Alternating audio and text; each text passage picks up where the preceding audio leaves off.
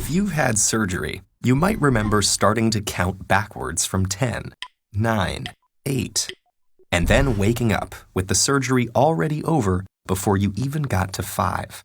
And it might seem like you were asleep, but you weren't. You were under anesthesia, which is much more complicated. You were unconscious, but you also couldn't move, form memories, or hopefully feel pain. Without being able to block all those processes at once, many surgeries would be way too traumatic to perform. Ancient medical texts from Egypt, Asia, and the Middle East all describe early anesthetics, containing things like opium poppy, mandrake fruit, and alcohol.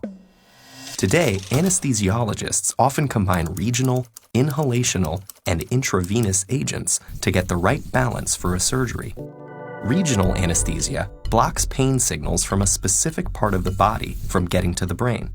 Pain and other messages travel through the nervous system as electrical impulses. Regional anesthetics work by setting up an electrical barricade. They bind to the proteins in neurons' cell membranes that let charged particles in and out and lock out positively charged particles. One compound that does this is cocaine, whose pain-killing effects were discovered by accident when an ophthalmology intern got some on his tongue.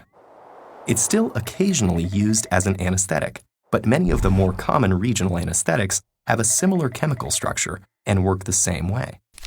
But for major surgeries where you need to be unconscious, you'll want something that acts on the entire nervous system, including the brain. That's what inhalational anesthetics do.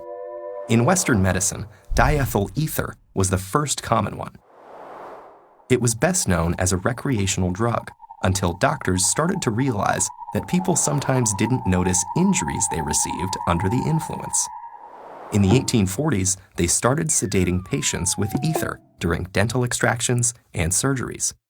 Nitrous oxide became popular in the decades that followed and is still used today, although ether derivatives like sevoflurane are more common.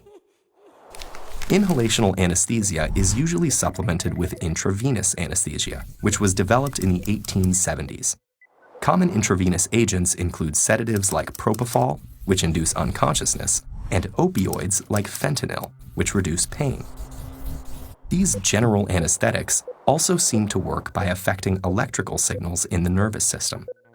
Normally, the brain's electrical signals are a chaotic chorus as different parts of the brain communicate with each other. That connectivity keeps you awake and aware. But as someone becomes anesthetized, those signals become calmer and more organized, suggesting that different parts of the brain aren't talking to each other anymore.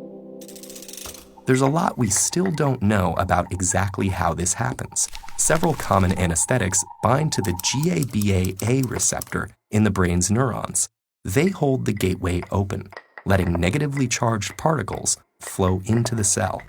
Negative charge builds up and acts like a logjam, keeping the neuron from transmitting electrical signals.